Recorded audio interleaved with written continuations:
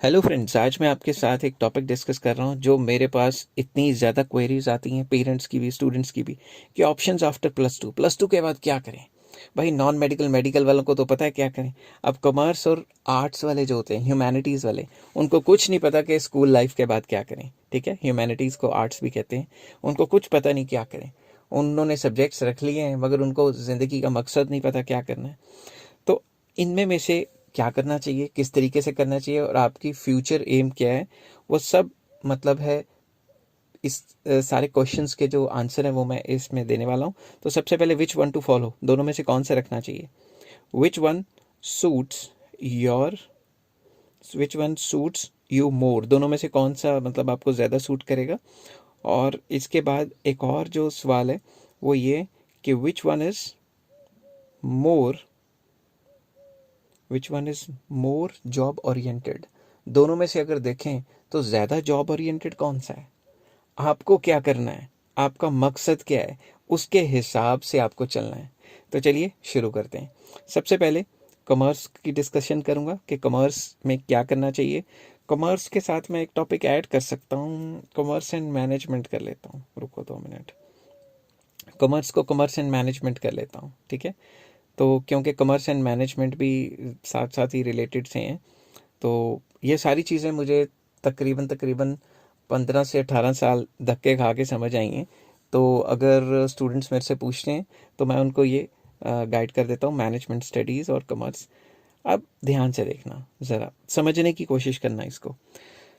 अब जो कॉमर्स है, ठीक है, अब जो कॉमर्स की जो फील्ड है उसको मैं बताता हूँ इसमें क्या क्या आ जाता है और आगे क्या क्या कर सकते हैं। और फिर उसके बाद मैनेजमेंट की स्टडीज़ के बारे में बताऊँगा कि इसमें क्या क्या आ जाता है। तो सबसे पहले हम शुरू करते हैं कॉमर्स से। ठीक है, कॉमर्स में बेसिकली बीकॉम करते हैं बच्चे, बैचलर ऑफ कॉमर्स। ठीक है, बीकॉम। ठीक है, अलग अलग कंट्रीज़ में अलग अलग कोर्सेज हो सकते हैं। तो बीकॉम जो करते हैं, बैचलर ऑफ कॉमर्स। ठीक है, इसके बाद जॉब्स कौन कौन सी निकल के आती हैं। अगर आपने बीकॉम करनी है, बीकॉम के बाद जो जॉब्स निकल के आती हैं वो बैंकिंग सेक्टर में निकल के आती हैं, बैंक्स में निकल के आती हैं। और नॉन बैंकिंग फाइनेंशियल इंस्टीट्यूशंस हैं, जैसे इंश्योरेंस कंपनीज, जैसे छोटी छोटी जो नॉन बैंकिंग इंस्टीट्यूशंस जिनको एनबीएफआईज या एनबीएफसीज भी कहते हैं। ठीक है, नॉन बैंकिंग फाइनेंशियल कॉरपोरेशंस। तो इनमें अच्छी जॉब अपॉर्चुनिटीज़ हैं। इसके बाद आप बीकॉम के बाद एमकॉम भी कर सकते हो। एमकॉम हो गया मास्टर्स इन कॉमर्स। ठीक है, एमकॉम करके भी ये सारी की सारी जॉब्स के लिए अप्लाई कर सकते हो। ठीक है, और आप सीए भी कर सकते हो। ये बात हमेशा याद रखना, अगर आपका अकाउंट्स अच्छा है, अगर आपका अकाउंट्स बहुत अच्छा है, तो आपको हमेशा सीए करनी चाहिए, अगर आपका अकाउंट्स में इंटरेस्ट है और बहुत अच्छा है। ठीक है, और एमकॉम बेसिकली तब कीजिए जब आपने टीचिंग में जाना है। ठीक है, फॉर कॉमर्स टीचिंग। ठीक है, और सीए कीजिए जब आपका जो अकाउंट्स है उसमें आप बहुत ज़्यादा इंटेलिजेंट हो, वेरी इंटेलिजेंट इन अकाउंट्स। ठीक है, वेरी इंटेलिजेंट अकाउंट स्टूडेंट्स जो हैं they should go for CA. ठीक है, जिनको अकाउंट्स में इंटरेस्ट है। और टीचिंग कर सकते हैं आप। ठीक है ना, टीचिंग 2 टाइप की हो सकती है, ये फर्दर मैं यहाँ पे एक्सप्लेन कर लेता हूँ। टीचिंग 2 टाइप की हो सकती है, एक तो स्कूल लेवल, एक कॉलेज लेवल। अगर आपने स्कूल लेवल की टीचिंग करनी है तो आप क्या कीजिए, एमकॉम कीजिए plus BEd, bachelor of education, BEd कीजिए। ये दोनों करने के बाद आप +1 +2 को पढ़ाने के लिए एलिजिबल हो जाओगे, स्कूल टीचिंग के लिए एलिजिबल हो। ठीक है, उसके बाद एक एंट्रेंस आता है, ठीक है, सी टैट का, वो दे के आप +1 +2 के लिए एलिजिबल हो जाते हो। ठीक है, but on the other hand अगर आप ये चाहते हो कि भाई आपने कॉलेज लेवल पे पढ़ाना है तो आपको क्या चाहिए, एमकॉम तो करोगे करोगे master degree plus UGC. UGC net का पेपर होता है एक एंट्रेंस, उसको क्रैक करना होता है, या फिर पीएचडी होती है। ठीक है, यूजीसी करने के बाद पीएचडी में डायरेक्ट एडमिशन मिल जाती है और कई यूनिवर्सिटीज़ वो भी लेते हैं, क्या कहते हैं, एंट्रेंसेस लेते हैं। तो MCom plus UGC oblique PhD करेंगे तो आप कॉलेज एंड यूनिवर्सिटी में पढ़ा सकते हैं। तो जिन्होंने टीचिंग करनी है उनके लिए एमकॉम ठीक है, जिन्होंने टीचिंग नहीं करनी वो सीधा बीकॉम करें, सीए करें, और या फिर बीकॉम करके एंट्रेंसेस की तैयारी करें और वो क्रैक करके बैंकिंग और नॉन बैंकिंग में लग सकते हैं। आई होप ये सारी चीज़ें आपको समझ आ रही होंगी। दोबारा कह रहा हूँ, सीए सिर्फ तभी करना जब आपको अकाउंट्स में इंटरेस्ट होगा। वैसे टांग फंसाओगे तो ज़िंदगी अपनी ख़त्म कर लोगे, क्योंकि जब अकाउंट्स ही नहीं आता तो क्या फ़ायदा। अब नेक्स्ट पेज पे चलते हैं और करते हैं मैनेजमेंट। मैनेजमेंट, ये मैनेजमेंट में क्या आ जाता है? मैनेजमेंट स्टडीज़ होती क्या है? बेसिकली +2 के बाद मैनेजमेंट स्टडीज़ बेसिकली आ जाते हैं बीबीए करना, बैचलर ऑफ बिजनेस एडमिनिस्ट्रेशन। कोई भी बैचलर कोर्स कर रहे हो जो एडमिनिस्ट्रेशन या बिजनेस सॉरी बिजनेस मैनेजमेंट से रिलेटेड है, जैसे हमारे कंट्री में BBA, bachelor of business administration. तो इसके बाद आपको जॉब्स मिल सकती हैं, जॉब्स वही वाली प्राइवेट सेक्टर में जॉब्स अच्छी खासी मिल सकती हैं, फाइनेंशियल में भी मिल सकती हैं, मगर बीकॉम क्योंकि उसमें अकाउंट्स ज़्यादा होता है तो उसके चांसेस ज़्यादा होते हैं। तो बीबीए का मेन मकसद है मैनेजमेंट करना, ठीक है, अकाउंटिंग करना नहीं। इसमें अकाउंटिंग जो होती है, अकाउंट्स जो होता है वो बहुत कम होता है, ठीक है। तो फर्दर फाइनेंशियल सेक्टर में मैनेजमेंट रिलेटेड जॉब्स मिल सकती हैं। बीबीए करने का वैसे इतना कोई फ़ायदा नहीं है, क्योंकि बीबीए बहुत सारे लोग हैं, मगर बीबीए के बाद एमबीए करना बहुत ज़रूरी है। एमबीए या एमबीई, एमबीए हो गया master of business administration and MBE हो गया मास्टर ऑफ बिजनेस इकोनॉमिक्स। तो ये दोनों कोर्सेज आप परस्यू कर सकते हो। ये जो एमबीए है इसकी वेरियस फील्ड्स हैं, MBA in finance, MBA in management, MBA in HR, MBA in फलां फलां फलां, इतनी ज़्यादा एमबीए कि आप मतलब सुनते सुनते ही कंफ्यूज हो जाओगे, ठीक है। तो फर्दर जो हायर लेवल है, जो आपने अगर हायर लेवल की जॉब करनी है तो आपको बीबीए के बाद एमबीए वगैरह या एमबीई वगैरह करनी पड़ेगी, क्योंकि मास्टर डिग्री काफ़ी इंपॉर्टेंट होती है इनमें, ठीक है। अब इसको करके आप सीए सुए तो बनोगे नहीं, क्योंकि सीए तो सिर्फ बीकॉम वाले ही बनते हैं।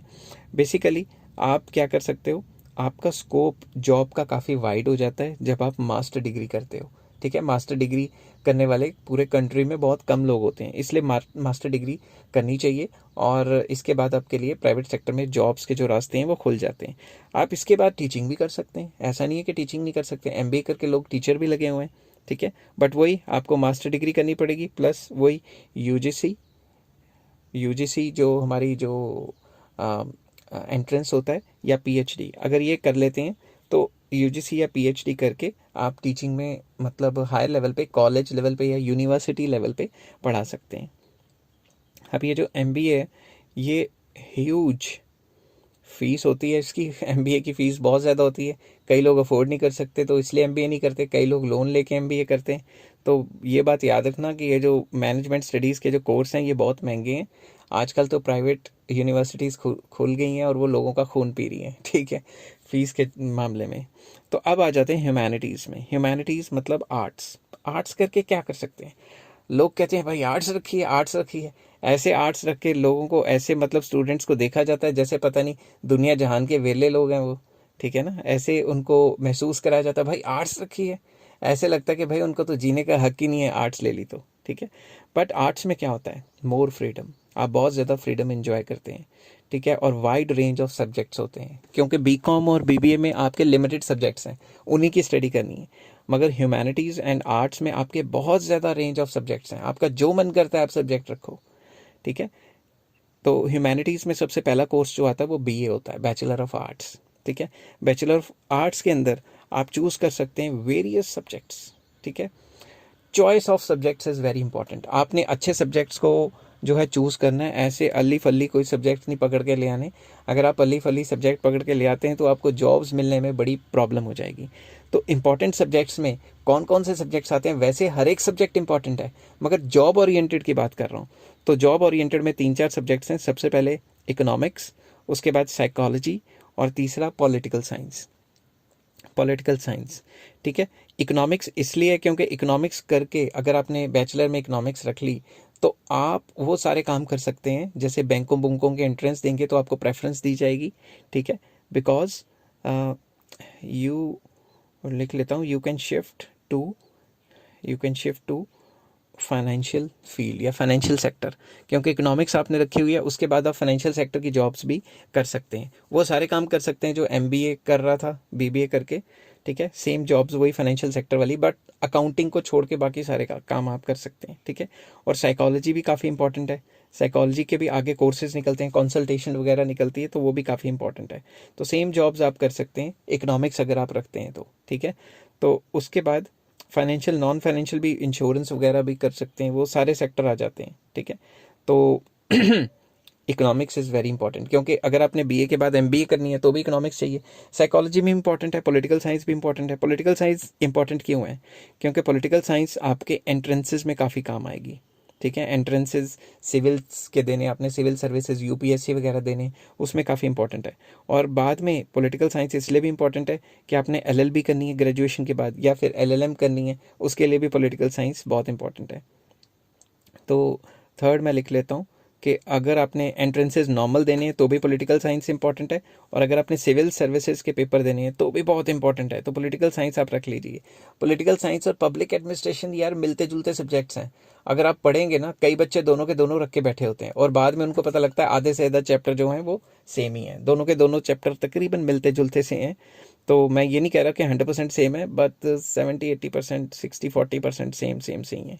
ठीक है, तो ये बात याद रखना, दोनों के दोनों सेम सब्जेक्ट्स हैं। तो कई सब्जेक्ट्स और भी हैं, सोशियोलॉजी होगी, ठीक है, ऐसे करते करते हिस्ट्री होगी, ऐसे कई सब्जेक्ट्स हैं। ठीक है, सिविल सर्विसेज में बच्चे सोशियोलॉजी रख लेते हैं जो सिविल सर्विसेज के पेपर आते हैं। अब मैं ये नहीं कह रहा कि बाकी सब्जेक्ट्स ख़राब हैं भाई, रखने को तो आर्ट्स रख के ही लोग बहुत बड़े बन जाते हैं, फाइन आर्ट्स रख लेते हैं। हर एक सब्जेक्ट की अपनी अपनी इंपॉर्टेंस है, मगर मैं आर्ट्स में बता रहा हूँ कि आर्ट्स में ये सब्जेक्ट्स को सबसे ज़्यादा इंपॉर्टेंस दी जाती है। तो आफ्टर बीए क्या करें भाई? बीए तो हर एक ने कर ली, आपको बीए के बाद एमए करनी चाहिए। एमए इन इंपॉर्टेंट सब्जेक्ट्स, जैसे मान लो MA masters in psychology, masters in political science, masters in economics, very important. ठीक है, तो इन सब्जेक्ट में मास्टर्स करनी चाहिए। तो अगर आप मास्टर्स करते हैं और plus BEd bachelor of education करते हैं तो आप +1 एंड +2 के टीचर लग सकते हैं उस कंसर्न सब्जेक्ट के। ठीक है, तो मास्टर्स प्लस बीएड करेंगे तो +1 +2 के टीचर। अब अगर मास्टर्स करेंगे उस सब्जेक्ट में प्लस यूजीसी का पेपर क्लियर करेंगे या पीएचडी करेंगे तो कॉलेज लेवल पे आप लेक्चरार या प्रोफेसर लग सकते हैं। ठीक है, कॉलेज या यूनिवर्सिटी में लग सकते हैं जब आप मास्टर डिग्री करेंगे प्लस यूजीसी या पीएचडी करेंगे। तो आई होप ये सारी चीज़ें आपको समझ आ रही होंगी। समझ आ रही हैं तो आपका लाइक शेयर सब्सक्राइब कर देना, और ऐसी वीडियोस के लिए आप मुझे बोलते रहें। अब एक और बात है, ठीक है, ड्यूरिंग बीए, जब भी आप बीए करते हैं या ह्यूमैनिटीज़ करते हैं तो आप क्या कर सकते हैं, you have a lot of time. आपके पास टाइम बहुत ज़्यादा होता है क्योंकि ट्यूशन्स की ज़रूरत नहीं होती। कॉमर्स करते हुए और मैनेजमेंट करते हुए ये ट्यूशन वो ट्यूशन, इधर जाओ उधर जाओ, कोचिंग क्लासेस, आधी ज़िंदगी ख़त्म हो जाती क्लासेस में घूमते घूमते ही।